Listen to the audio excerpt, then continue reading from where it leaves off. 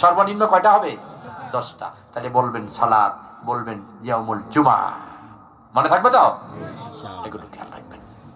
তো জুমার দিবসে খুতবা দিচ্ছেন হযরতে ওমর। একজন যুবক দাঁড়ায় কয়, ইয়া আমিরুল মুমিনিন ওমর, ওয়াল্লাহি লা ইয়াতিল খুতবা ওয়ালা তাসমাল খুতবা ইদা ইনদিকা ইসআলান ওয়াহদা হাদাল জবাব লা সহিহান। ওমর আমিরুল মুমিনিন, পৃথিবীর 2/3 বাদশা ওমর, আপনি খুতবা দিয়েন না। আপনি খুতবা দেওয়ার আগে আমার একটা প্রশ্ন আছে, যদি প্রশ্নটার জবাবটা সঠিক পাই আপনার খুতবা চলবে, আর যদি সঠিক না হয় মসজিদ থেকে আপনাকে বের করে দেব। পৃথিবীর 2/3 বাদশাকে এত বড় কথা।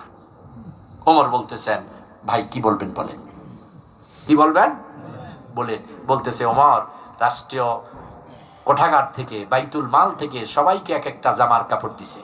কয়টা? একটা। আমরা এটা দিয়ে জামা বানাইছি, আমাদের জামা কোন রকম হাঁটুর কাছাকাছি, আপনার জামা হাঁটুর নিচে, আপনি বড়টা নিলেন কেন? জবাব দেন। আপনার মতো ওমর খুতবা দেওয়ার আর রাষ্ট্রপ্রধান থাকার কোনো অধিকার নেই, যদি জবাবটা সঠিক না হয়। যদি জবাবটা কি হয়? সঠিক না হয়। প্রিয় ভাইরা আমার, ওমর রাদিয়াল্লাহু তাআলা নিস্তব্ধ হয়ে দাঁড়িয়ে আছেন। ওমরের ছেলে আব্দুল্লাহ ইবনে ওমর বলতেছেন, জবাবটা আমি দেই? উনি বললেন দেন। বলতেছেন, আপনাদেরকে একটা করে কাপড় দিছে, আপনারা বেছে বেছে বেছে বেছে ভালোটা নিয়ে গেছেন। সর্বশেষ ছিল 2টা, একেবারে ছোট, আমিও নেই নাই, আব্বাও নেয় নাই।